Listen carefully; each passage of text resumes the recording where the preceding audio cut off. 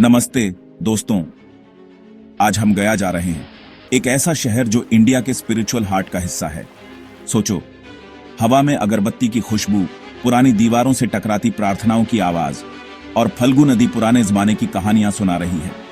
हजारों लोग यहां आते हैं, सुकून ढूंढने, अपने पूर्वजों से जुड़ने और कुछ खास पाने के लिए। और श्रद्धा और भक्ति के बीच कुछ और भी है।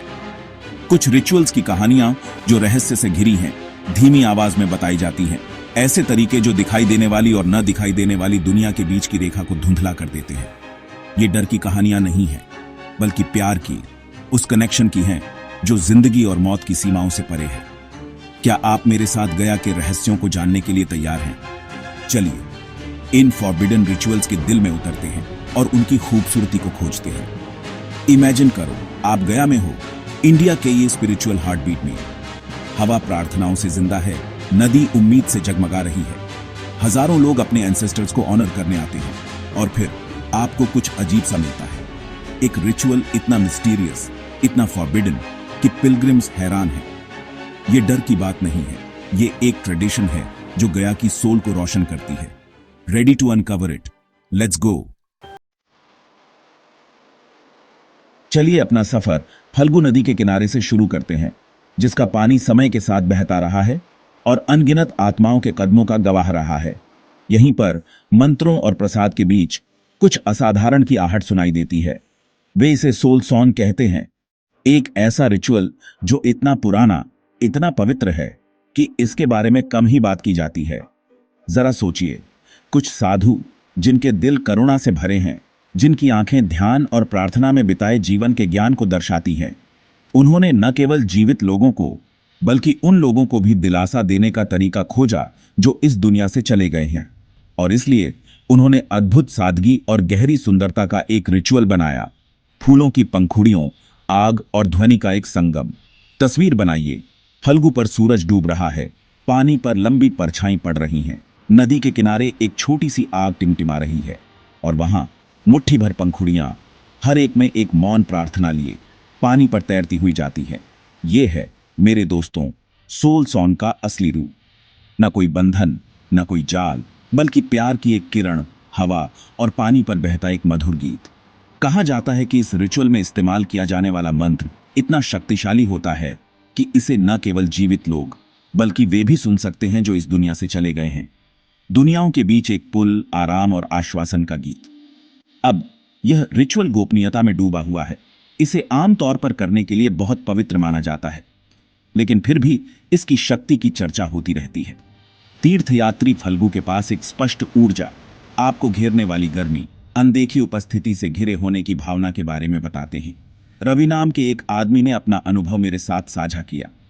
उसने नदी पर एक छोटा सा दीपक बहाने की बात कही, जिसके नाजुक खोल में अपने पूर्वजों के लिए एक प्रार्थना रखी थी। जैसे ही उसने इसे बहते हुए देखा, उसने कुछ असाधारण देखा। पंखुड़ियां कहीं से भी प्रकट होती हुई उसके दीपक के चारों ओर इकट्ठा होने लगी। डर आसानी से हावी हो सकता था, लेकिन रवि को केवल शांति, प्यार और कनेक्शन का एक अद्भुत एहसास हुआ। देखिए, गया में ऐसी घटनाओं को डरावना नहीं बल्कि आशीर्वाद के रूप में देखा जाता है।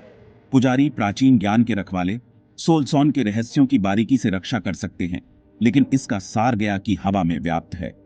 यह प्यार की शक्ति का प्रमाण है, एक याद दिलाता है कि मृत्यु में भी सुंदरता है, कनेक्शन है, शांति है।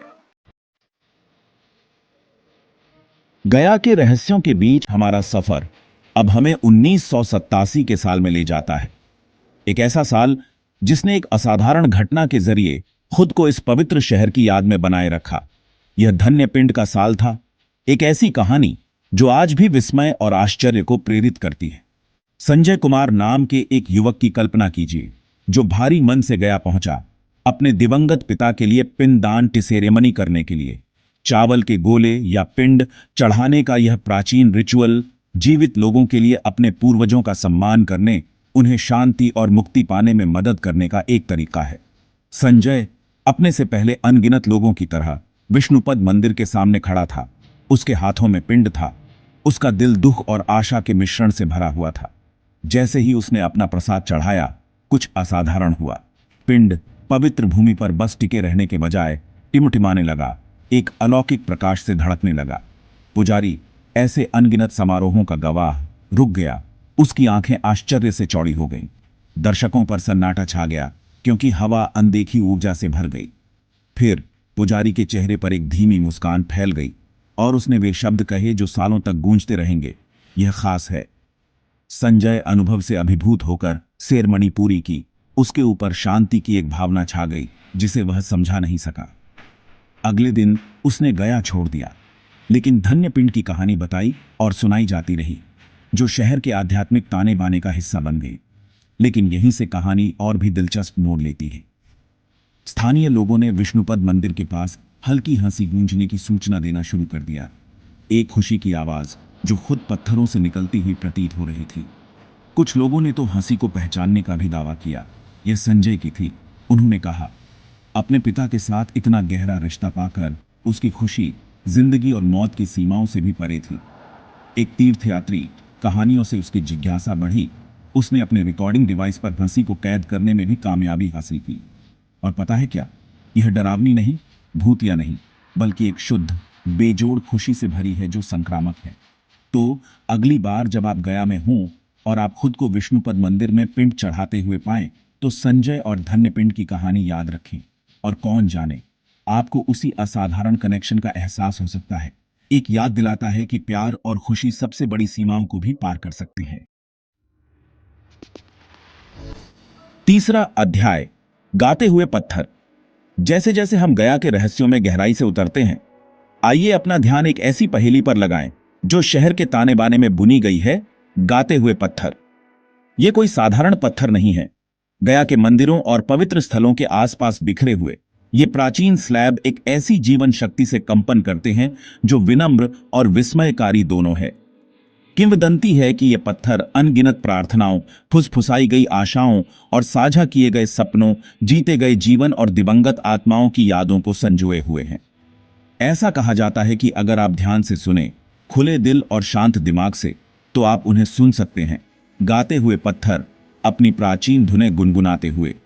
अब यह आपका विशिष्ट श्रव्य संगीत नहीं है, यह सूक्ष्मतर, अधिक गहरा है। कुछ इसे कम गुंजन के रूप में वर्णित करते हैं, एक कोमल कंपन जो आपकी छाती के भीतर गूंजता हुआ प्रतीत होता है। दूसरे लोग धीमी धुनों की बात करते हैं, जैसे हवा पर फुसफुसाते हुए बहुत पहले के समय की धुनें। लेकिन गाते हुए पत्थरों के बारे में वास्तव में उल्लेखनीय बात यह है कि प्रत्येक श्रोता कुछ अलग, कुछ गहरा व्यक्तिगत सुनता है। आंखों में आंसू लिए एक महिला ने मुझे बताया कि उसने अपनी दादी की आवाज अपने बचपन की लोरी गुनगुनाते हुए सुनी, एक ऐसा गीत जो उसने सोचा था कि समय के साथ खो गया है। क्या इससे डर पैदा हुआ? नहीं, यह उसे दिलासा देता है, उसकी प्यारी दादी के साथ कनेक्शन की भावना जो उस दुनिया से परे है। एक अन्य तीर्थयात्री, एक युवक जो हानि के बाद सांत्वना चाहता था, ने अपना अनुभव साझा किया। उसने हंसी सुनी, युवा और बेपरवाह, उसे दोस्तों के साथ बिताए खुश समय की याद दिलाती है। दुहक में डूबे रहने के बजाय वह खुद को मुस्कुराते हुए पाया। उसका दिल हफ्तों में जितना हल्का था। क्या यह दिवंगत आत्माओं की आवाज है जो पत्थरों के माध्यम से बात कर रही है, या यह खुद गया की ऊर्जा है, एक ऐसा शहर जो आध्यात्मिकता में इतना डूबा हुआ है कि धरती भी गाती है? शायद यह दोनों का मिश्रण है, रहस्यमय और सांसारिक का एक सुंदर मिश्रण। स्थानीय लोगों का एक कहावत है, अपने दिल से सुनो, सिर्फ अपने कानों से नहीं, और गया आपको अपने रहस्य सुनाएगा। मैंने खुद देखने का फैसला किया। मैंने अपना रिकॉर्डिंग डिवाइस पत्थरों में से एक के पास रखा, और जब मैं वहां शांत चिंतन में बैठा था, तो कसम से मुझे एक कोमल कंपन महसूस हुआ, एक सूक्ष्म गुंजन जो हवा में गूंजता हुआ प्रतीत हो रहा था। और जब मैंने रिकॉर्डिंग वापस चलाया, तो मैं चकित रह गया। ये कुछ भी नाटकीय नहीं था, बल्कि एक धुंधला, अलौकिक गुंजन था, लगभग अगोचर, फिर भी निर्विवाद रूप से मौजूद था। चाहे आप अलौकिक में विश्वास करें या न करें, गया के गाते हुए पत्थरों की अनूठी ऊर्जा से इनकार नहीं किया जा सकता है। वे विश्वास, स्मृति और उस गहरे कनेक्शन की स्थायी शक्ति का प्रमाण है जो हम सभी एक दूसरे के साथ और खुद से कहीं अधिक बड़ी चीज के साथ साझा करते हैं।